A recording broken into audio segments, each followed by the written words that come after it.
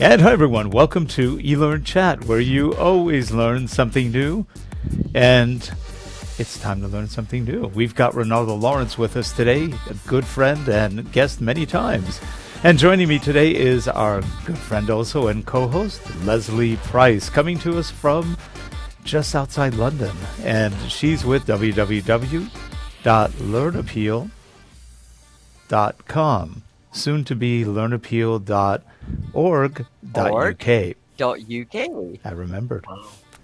Wow. And go check her site out. Go check her. They do really good work. Definitely check it out and get familiar with it. I think they're an up-and-coming charity doing work around the world, which will be great. And joining us on the video switcher and mixer is Harold Muliati. He's a disembodied voice right now, but hi, Harold. Hi. All right, here we go.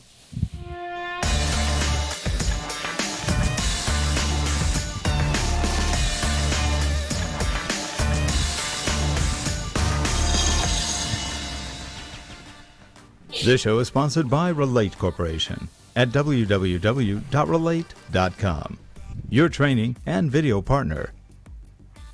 Hello, I'm Peter Baker. Please visit voiceovermasterclass.com to see details of the training courses I have on offer for new and existing voice talents to further their career by enhancing voice and technical skills, as well as essential marketing tips. And we are back, and they're in that center position of power. Our good friend, our buddy, Renaldo. Hey, Renaldo, how are you? I'm amazing. I'm doing absolutely amazing. Thank you. That's good. Yeah, we were talking a little bit pre-show. You've got lots of stuff going on in your life, new exciting things, and one of them was you're getting into fashion photography. Yes, I am. I've decided that my daughter works for Vogue magazine now, and she has a lot of friends in the fashion world, and a lot of them are individuals who might not be able to do a lot of things with cameras and the various machinery yet. And so we've got some drones, we've got some different types of cameras like the Osmo Pocket. And so we're going to start creating some mini video for them so they can showcase themselves in the world. And that'd be great. That sounds fun. Are you still in the high school or in the school system? I'm still in the high school. And on that note, two things, actually. The second week of February, I finally finished recording my audiobook. So we're going to have that out there from the 2nd of February. I have always wanted to do what we start next Wednesday. And that is I teach students, but to try to help their parents. So I'm starting my own parent school, where we are teaching parents at night how to use the Google platform, how to use the Adobe platform, and how to use computers in general. And I just believe that, with everything going on now, sometimes it seems like the adults are the one that's getting behind. And I just think that it's one of my calling is to try to help them prosper. So we're starting the school from next week. So it's just trying to give back and trying to do, more do more for the world than what the world can ever do for me. You know what, Renaldo? I had a theory at one time. I came up with a saying, especially after having raised our daughter and a lot of other kids we knew. I would say, there's no good parents, only survivors. Only survivors. Oh boy, it felt like that at times. My mum used to have a little fridge magnet, and when she passed on, I got it, and it says, "Insanity is hereditary. You get it from your kid." From your kid. Yeah. Oh, I love that. I tell you, it's different. And so, when you're talking about young people using technology, I was a very different parent in that I was a parent that was always using technology, and my children used to get asked, "And what does your mum do?" And my children would say, "Oh, she plays on a computer," but it was actually my job.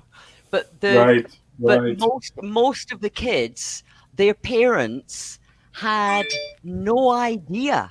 Absolutely no idea. No. They thought they knew, but they didn't really. Yeah. No, but can I say this to you also, which is I find out more and more the more I teach, is neither do the students. The students have ideas about how to play games, and they have ideas about how to do what they want to do. But if you're talking about anything that has to do with work or anything that has to do with something really, really constructive other than game, and even something as simple as creating a folder, they have no idea how to create a folder. Yeah, you make a good point, because we all think that they're very computer literate. No, they know how to do what they know, but beyond that, they don't know that much. No, they don't. No, they don't. It's true. But the trouble is, you don't know what you don't know. No. So therefore, you know and it all. I know that sounds, it was something that my granny used to say to me, that, hen, lassie, you don't know what you don't know. And now's your time to learn. Well, so listen and learn. And it's interesting because, think about the old Socratic principle. As Socrates got wiser and wiser, he said, I only know that I know nothing. And it was very wise, actually, because the more he knew, he realized there was so much he didn't know. But I noticed the mindset today tends to be, I don't know anything, I don't care, and hey, that's okay. I know as much as anyone else. Well, yeah, but that's not good. You can know more. And you should know more. But, it's not everybody, and of course we're generalizing, but there is a tendency to just downplay trying to be better. And I do think that's extremely true, but I also think what's happening these days with every country has its cuts. And I think on the backside of the cuts, I think there are people who are not getting the type of education that they need. Right. There are people who are not being able to prosper like they should. And there are people who have a lot of skills that they're not able to use because they have to, both parents have to go out to work these days. And I just think that communication is an amazing thing. And being able to be in contact with people in the States, with me being here in London, and I know there's a lot of people who struggle with even doing the simplest of things. And so I just thought that, it would be a great thing if we could go, have people to come to us and teach. But I've also, I built a online course. We've given them a free course, which is a mini course, an introduction to the different platforms. But then we also have a course that we're going to sell also, which goes much more in depth. And we're going to sell T-shirts, and we're doing a lot of stuff trying to help uphold the community and try to make sure that parents understand that they are not the forgotten ones, So that's where. And then I'm very, very excited about my audiobook. Yeah, tell us about the audiobook. If the parents don't understand, how can they then monitor the activities of their children, and then they worry about their children getting into issues and problems online? But if the parents don't actually understand, it's to me, it's now an absolutely necessary and essential skill for parents. Well, let's break it down even simpler than that, because we use the Google platform in school, and one of the reasons we use it is because it's free, but it's also very good. And we share homework with the parents. Well, parents don't know how to access that homework. So it's very important that they understand just the basics of using the Google platform, so they then with themselves know when they talk to their children, they have some sort of concept of what they're talking about. Because at the moment when I go to parents' evening and I listen to some of the parents, kids can tell them anything and they just have to say, yep, because they have no clue. And so we just need to educate them more. And I don't think there's any, there's a wonderful word, and that word is called free. And we are giving the courses to parents free. They're coming in, and all they're coming in to just learn. And, I think that's where we need to be now, and there's a young lady here who we're going to do some work also with autism.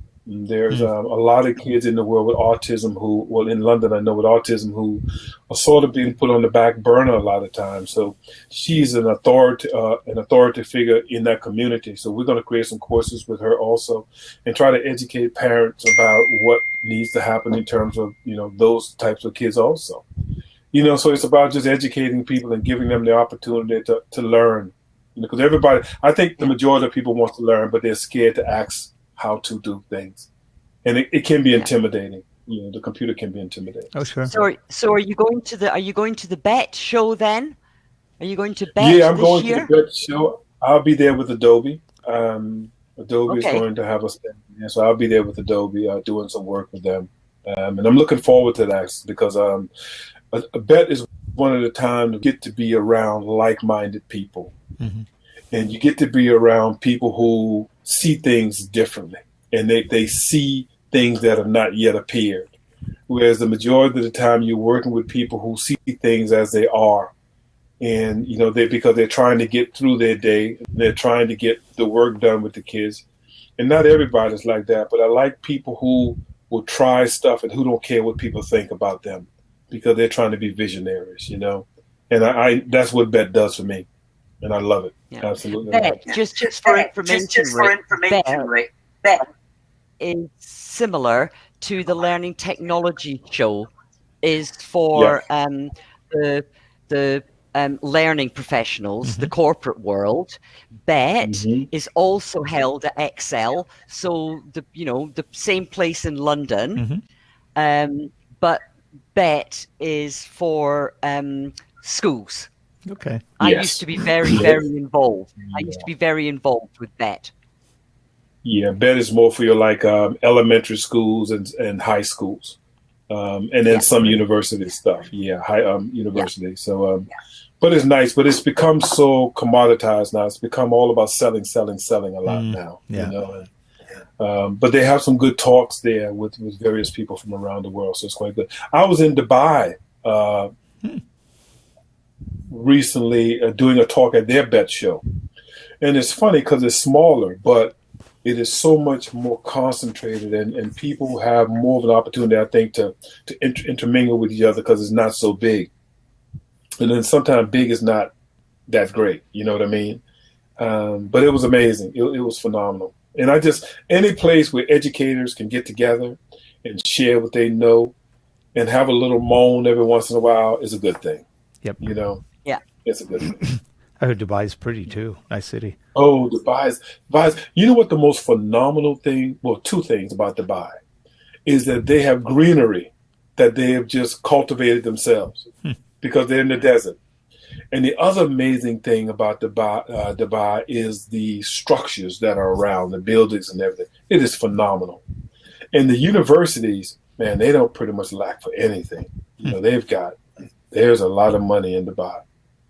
Yeah. So the kids don't suffer with not having. Yeah, it looks like a gorgeous place. A lot of interesting stuff going on there, and it's hot though. It is hot. You got to get used to the heat. But I was there. It was 40. 40? So that's like 40 centigrade. That's hot. Yep. It was crazy. When I was there, it was 45. I've been a couple of times. My cousin actually lives out there. Nice. So yes, and he's lived out there, for a while. So I've visited him a couple of times. But it does get, and I was there before they put up some of the big structures. So I've been to Dubai a couple of times. Yeah, I would love to do more work in Dubai. I think there's such scope for growth in Dubai. And a lot of the stuff that I do, I think will translate well there. And I've been trying to get in contact with various people with no luck yet so far. But, I would love to go to Dubai and do some work. And I would love to work maybe in a school, maybe something like 2 days a week teaching and then do work, in Dubai or something the other 3 days. I think that would be phenomenal. Have you come across somebody called, going back to the UK work, have you come across Professor Stephen Heppel? Oh, I know Stephen Heppel. I know Stephen. Yes. Yeah, because Stephen is a very good friend of mine. I've known Stephen for about probably nearly 30 years. Wow. Okay. And he's done some interesting stuff on the the Learnometer, which is about technology measuring stuff in the classroom. And I just wonder, do you think that has got potential within workplace? I think it does. I think just about the classroom. I think one of the biggest problems we got in the classroom is we try to measure everything. And by trying to measure everything, kids don't really learn what they need to learn, because and teachers don't really teach the way that they probably could teach if everything didn't have to be examined. And we're going much more toward an examined culture now, and I think it is an issue. But yeah, I do think it could work in the workplace. I do. I mean, my saying, and I've used it before on this show. I said, the trouble with all this measurement is that you're actually measuring the wrong end. With bums on seats, you're measuring the wrong end of the student. Yes. Because I think that, the most creative students that I've seen are students who don't feel as though they have this pressure on them of having to pass this exam. Mm-hmm. And usually that is around year 9, when the students come in, and like what we're doing is their first year at GCSEs. So you can sort of play with the scope of your curriculum. You don't have to get into the real serious stuff, and they are really engaged with what you're doing. And then all of a sudden they get to year 10, and then it gets serious. The attitudes change, and God forbid if they pick the wrong subject that they don't really want to do, but they thought what they wanted to do. And then there's all kind of hassles, and kids, they get despondent about what they're doing. So it's a lot. I spent 2 years in Finland, and I tell you what, man, if we could have an educational system like that, it's phenomenal what they do there. It's absolutely phenomenal. And it's not all about, the grade and what the kids get on every exam. It's about the human being, and I think sometimes we lose scope of that here. I used to teach in further education. That's how I got involved in education. And I used to teach students who came into further education after their GCSEs or O-levels, as it was back then, and they hadn't got good grades. They'd got maybe D and E's, and they hadn't got enough to go on to A-levels. And they came into further education being told that they were failures, or feeling that they were failures. And part of our job in further education was then to lift their spirits and say, but you can do BTECs, you can do national diplomas, you can do vocational courses, you can do apprenticeships. And we spent a lot of time with, not just in the classroom with these young people, but spending time building their confidence so that they didn't feel like failures anymore. And that took time. A lot of time. It does take time. It does take time. And I just think that we are human beings, and we are not meant to. And the other thing that really gets me is that if you think about it, the people that you're working with has matured a little.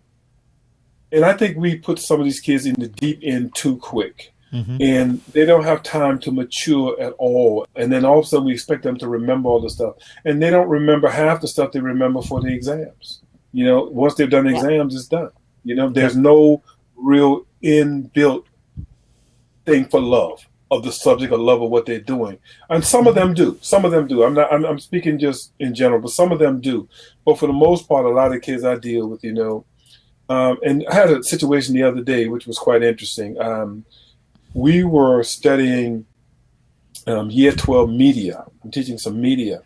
And we were studying about the various posters like Kiss of the Vampire and Water Aid and so on. And a kid was giving a presentation, and I just stopped the whole thing, shut it down, and we just started talking about life and confidence and how they felt about themselves and why they felt different ways. And I think those kids got more from that conversation than they could have ever gotten from them sitting up in a lesson with me talking about a Water Aid poster. Something real. I think the number one thing they got from me is that, he genuinely cares about me, the person. Mm-hmm. And then in turn, I think they then put more into what they want to do. Instead of me just rushing in, you got to learn this, you got to learn this, you got to learn this, and I think it is the human side of it that makes a hell of a difference. And you can make a difference, because when I eventually sold my house in Loughborough, this young man, he was about 38 years old, came round, and he was really interested in my house, and he kept calling me Miss. And you don't normally call somebody you're viewing their house Miss. And I said, and I was obviously looking puzzled, And he said, but you were my teacher. I can't call you anything else. And it turned out I had actually taught him. He said, and I bet you don't remember me. And I had taught him 20 years before in further education. And he had then gone on, done his BTEC National, done his, BTEC HND, then gone on and set up his own business. And there was he 20 years later buying my house. And he bought my house, and he'd set up very successful businesses. And he said, because you taught me about marketing, you taught me about how economics works, you taught me about entrepreneurship, how to actually do it, not sitting an exam, actually doing it. And, I've never felt so proud as I was at this ex-student buying my home. It's amazing. And you know what I think should happen is before we, when you get a brand new class, before you even open up a book, is ask the kids about them, find out some stuff about them, and then that way, one of the things that I do, and I'm not saying that is the best thing in the world, but it has worked for me, is at the beginning of the school year is I have the kids to write down what they did that summer, who they are, brothers and sisters, whether they go to church, do they play an instrument in church, do they play an instrument? And then that gives me ammunition to have conversation that has nothing to do about the schoolwork. Because I truly believe that if you want a student to work for you or work with you, it is about getting to know them as a human being first. And so if there's any teacher out there who's especially beginning teaching, I would say to them is get to know the individual first. Because if you get to know the individual, then that other stuff will come. And because I don't, as my mom used to say to me, I don't care whether you like me, but if you respect me, that's a heck of a lot more, and you get a lot along in life with the respect thing. And like I tell my kids all the time, I could care less whether you like me, but you're going to respect me, and you're going to do what I need you to do, because at the end of the day, it is what you need to do. And we have great relationships, but put that book down and get to know your students first. Yeah. Well, Renaldo, it's interesting because there was a Navy captain in the U.S. Navy, and he wrote a book. I can't remember what his name was right now. It was written about probably 15, 16 years ago, maybe even a little longer. It was called The Best Damn Ship in the Navy. And he talks about leadership lessons from a Navy captain. When he got in the Navy, he was the youngest captain to get a ship. And so all the old-timers looked at him like, you're just an idiot. You don't know anything. Well, they put him on a ship that was the worst ship in the Navy, the worst one, drug problems, violence, no lack of morale, total mess. He got on the ship, and the first order he gave was, I want to see everybody in my quarters for 15 minutes. Yep. He interviewed every person on the ship, found out about them. One guy, he said, what's making you unhappy here? He goes, well, my wife's having a kid like in 2-3 days, and I can't go and see him be born. And he goes, well, that's a mistake. He called a helicopter out. They shipped him back to land, and he got to see his kid getting born. Well, that story went around the ship. Other people, he helped everybody. He knew every sailor by name. That became the most wanted ship in the Navy. The morale was super high. They were productive. They were just very different. He said, you can't work with people you don't know. You have to get to know them. You have to understand where they're coming from. It's not just about, orders, because that doesn't motivate people. I'm not going to die for you for an order. And the same applies in an office. The same applies in an organization. When I worked, I used to work for Renaldo. I used to work for the government agency called Bett, which was the government technology agency, and I was one of the the directors there. And I always spent time with the people on the admin team, the people in reception, the people in IT. Why send an email when you can go and talk to somebody? You get to know people, and that's how you get results. And it's the same thing like in a school. One of the things that I think anybody should do if you're coming to a new school is get to know the caretakers. Is get to know the secretaries. Is get to know the administration staff. Is treat them like they're human beings, because believe it or not, they're the people that actually run the school. They are the people that run the school, and they are the people, if you need anything or what, they are the people that you have to go to. And it doesn't hurt anybody to treat somebody else like a human being, you know. And I think that's the whole thing. That's the crux of everything. Well, we're running close to out of time. Renaldo, tell us about your audiobook. So I'm excited. So the book is I've recorded it over Christmas, and it comes out the second week of February.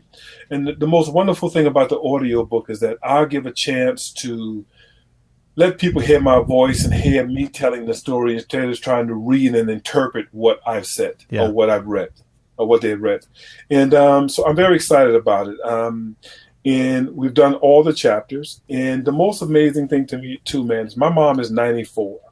My mom has dementia. But every time I speak to her, she asks me, when is that book coming? You know, when is the book coming? So I'm very anxious to get it out there quickly so she can actually listen to it, because I'm not able to get home but usually but once a year. So it's her way of being able to hear her child talk all the time whenever she chooses to. So that was the big driver behind the audiobook. It wasn't to sell it. It was to get it to my mom. You know, that's the big driver behind it. And so it's being edited now and it's being put on, you know, various leveling out and everything. And so it's going to be out there, man. And so one thing that makes me glad about that, remember when we first met, you asked me to review some audio for you. And Rick, you dear to my heart, man. And there was one thing that I loved about Renaldo when I heard his voice. He was reading stuff like, you know, simulations. It was okay, no big deal. But when he told the story, I was riveted. That was like, this is good. Thank you. You know, you had a tenderness in the voice. You had emotion in the voice. You had a purpose in what you were saying. And I think I mentioned to you, I think either in person or email, I said, you should tell stories. You should do voiceover for stories. You are such a good storyteller. You told me that to my face when I was out there when I came to see you. And I loved your voice for that. I mean, we all have our voices that do well in certain things and not well in others, but you just have a great storytelling voice. It gives you credibility. And I think that's, you know, if you can't ask for more when you're writing and somebody's listening, to have people believe what you're talking about, feel what you're talking about, that makes it memorable. And so I think, let me know when you have that book out, because I want to buy it. I definitely want to buy it and listen to you. And hey, I'll be there with your mom saying, yeah, doesn't he sound good? Yes. And also Renaldo, I'll be at with Learn Appeal. We'll be at Learning Technologies, and we have a networking event the night before the big conference, and then at the end of day one, we have another networking drinks do again in London. So if you'd like to come, I would love to come. Can you email me? If you'd like to come, I'll email you, and you'd be more than welcome to come. And I would love to. I know an awful lot of the speakers. Rick came last year. Rick and his wife Leslie came last year, and I think they enjoyed it. I think it was a bit hectic, but I think they enjoyed it. No, I would love to. I'll be in touch. Yeah. Please do. Please do. Rick, can I just say to you, man, thank you for always keeping in contact. And you are very dear to my heart, man. And you know, ever since we met, there was just something that clicked. And I think of you often, even though I'm not coming to California at the moment with the lynda.com stuff.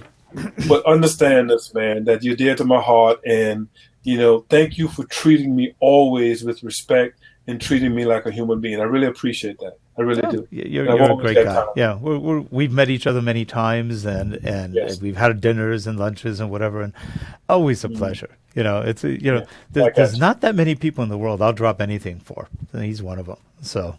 Oh, that's really cool. Yeah. That's really cool. Back at you. Yeah. Back at Leslie is too. Thank you. She's up there high on the list too. Email. Good person. Oh, I know. I mean, Renaldo, Rick and his wife Leslie flew over last year from California to support Learn Appeal at their own expense. They did it to just say thank you. And it was great. And it was lovely to introduce Rick to a new show, you know, because he hadn't been to London, never mind Learning Technologies show. Right. Right. Right. Yeah, London is an amazing place. Yeah, one of the few regrets is I go, where's Ronaldo? He was the one time we're in Yeah. London, he's out of London. I was out of London. Yeah, I was gone. Yes. I was going, darn. Maybe next time. Next Maybe time. next There'll time. always be a next time. Oh, hopefully he'll come back. Hopefully we persuaded him to come back. I because he liked also London. You know, let's say he liked also it, but came I to really liked it. Yeah, I thought it was lovely. Yeah, he also yeah. came out to visit me in Oxfordshire. I live in Chinner in Oxfordshire, right next to Okay. the Ridgeway. So Rick actually walked along the Ridgeway. Oh, wow. Wow. Almost got lost. Yeah. No, I'm just kidding. But he's Where do I walked go? the oldest part of the oldest route in Britain. Wow. Yeah, Wow. Wow. Nice. Nice. it's pretty Nice. cool. I can see why you like living there. It's a cool place. It's different. Yeah, I like coming back home though. Yeah. I like both Bit places. warmer. It is a bit warmer, but I must admit, and this is maybe whatever, but I don't care. I do have different feelings about coming back now, with the way the place is and you know how things are being ran there. You know, and my mom has always said, you know, if you're at the top, there should be respect, and I just don't feel that there's not a lot of respect across the water here for what's going on in America, you know, now. So it's quite different. We've you know, I look at it this way. We here have been a mess for about 30 something, maybe 40 years already. It's been a long time mess. But at least there was respect for other people before. I don't know. We haven't had that in a while. It's been a while. It's, you know, like I'm, for example, I think, well, like we were talking about right at the beginning, if we got rid of all the politicians, boy, we'd have a wonderful planet. That's all I can say. I don't care what party they're with. I think they all pretty much suck, and there's some good ones, but unfortunately, they never make it anywhere. Yeah, so it's sort of interesting. For example, I'll tell you who I like that's running on the Democratic side. I like Tulsi Gabbard. She won't make it. She won't make it because she's middle of the road and she's got good ideas. Yeah. Won't make it. Yeah. And on the, you know, I don't dislike Trump, but I don't like the way he acts. So it's like, you know, show a little more respect. And you're right. Don't talk like an idiot. Don't trash talk on Twitter and stuff. This is all stupid. Well, forget Twitter. Don't call people out and tell, you know, women what they this and women what they I know that. that's stupid too. Yeah, but he's always been like that. It's like, but then that's once something you that's get to indefensible. status, Yeah. You raise the game. Yeah, and I think that's indefensible. But, you know, we've had so many bad ones. It's like, I don't know. I don't know what to say about anybody. Yeah, I just don't like any party. We don't want to get into We don't that get into because- politics. Yeah, but it's No. But you know, it's just about. But you know what it comes down to. At the moment. No, Oh. but I think what it comes down to is what you said, Renaldo. It's about treating people like humans. You know, Yes. we're not managing, you know, objects on the field. We're all human beings. People seem to forget that everywhere. Yeah. And the more you treat people like Everybody humans, has- you know what? You get what you put out. And Yeah. and that's really what it's all about. It's I think I told you about my good friend when I was in college, Milton Davis. I don't know if you remember Milt Davis. He was I remember saying, yeah. Baltimore Colt wide receiver, played under Johnny Unitas. He was a scout for the LA Rams. He had a doctorate in education. He went to UCLA. He played on the UCLA Bruin team. He was a black guy. He didn't care about color. He always said, you know what? One time he and I were talking. He was my counselor at school too. He was also a martial artist, and that's how I met him. He sponsored a club that we had in school. It was a kung fu club, and he sponsored it. And we used to go talk for hours. I used to go in my lunch breaks to hang out with him in his while he was fixing his class. I'd help him clean up the class. It was hours that were the most joyful in my life. I love the guy. And, you know, he would always say, you know, you and I have been sitting for 3 hours. Were you thinking about color? I go, no, not really. We're just talking. We're having a great time. He goes, yeah. And we don't remember that in school. We don't remember that anywhere. He goes, we got to be people more than anything else. And, you know, he was a big fan of Martin Luther King, which I think next week is the holiday.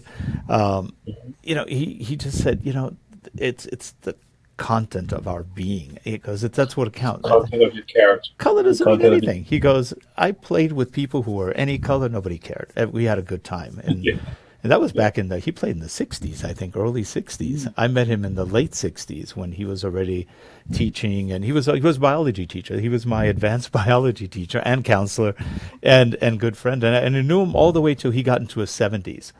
Wow. And then we lost touch for a while. Then he moved to Oregon, and I was ready to go surprise him. He passed away. And I went, never wait. Never wait.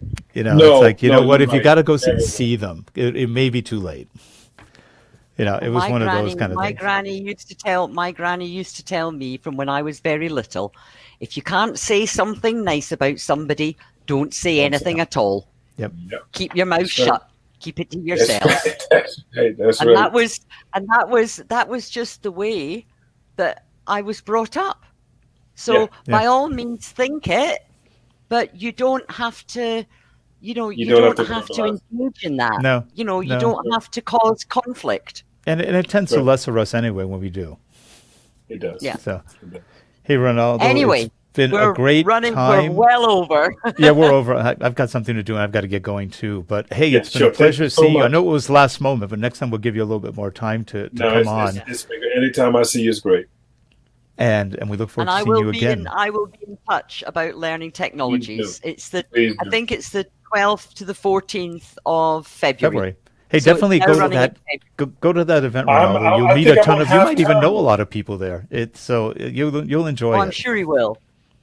Yeah, I It's think I'm fun. on half term then, so it'll be great. Cool. Yeah. Very good. Thank you, Well, guys. anyway, guys, we'll see you Okay. next week. And if you're watching the show, hope you enjoyed it. And we'll see you next week. Have a good one, everyone. Thanks. Okay. Bye, guys. Take care. Bye. Bye bye.